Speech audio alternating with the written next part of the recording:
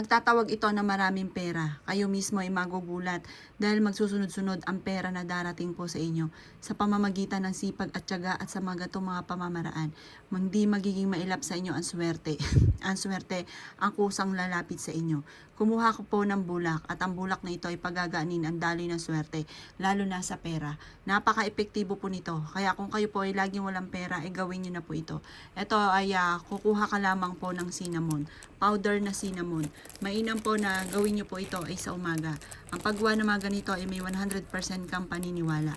Kailangan ay may 100% kang paniniwala. Kasi kung hindi ka naniwala ay huwag ka na munang gumawa.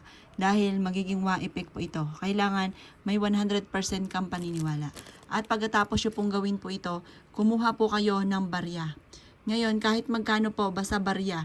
Pagkatapos po niyan ay hugasan nyo muna ang barya. At pagkatapos ay patuyuin nyo po siya sa sinag ng araw. Kapag napatuyo na po siya, ay paikutin nyo po siya dito sa bulak. Ito po ay mas pagagaanin ng daloy ng swerte. Iipit nyo, nyo po ito sa inyo pong pitaka. At ito po ay magdudulot ng maraming pera.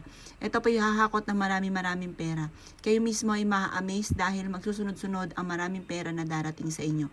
Kung mailap sa inyo ang swerte lalo na sa pera, ngayon ay marireverse po yan. Mas pagagaan nito ang daloy na swerte. Bagamat ikaw ay gumagastos, nababawasan ng pera, may mga dumarating din na swerte lalo na sa pera.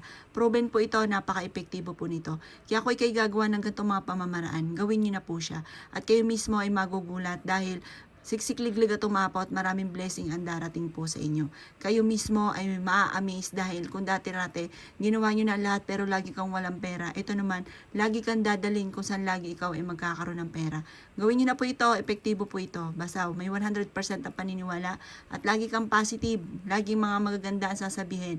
Huwag kang magsasabi ng mga pangit. Yung mga pangit na nagaganap sa buhay nyo, ipagdadasal nyo po siya.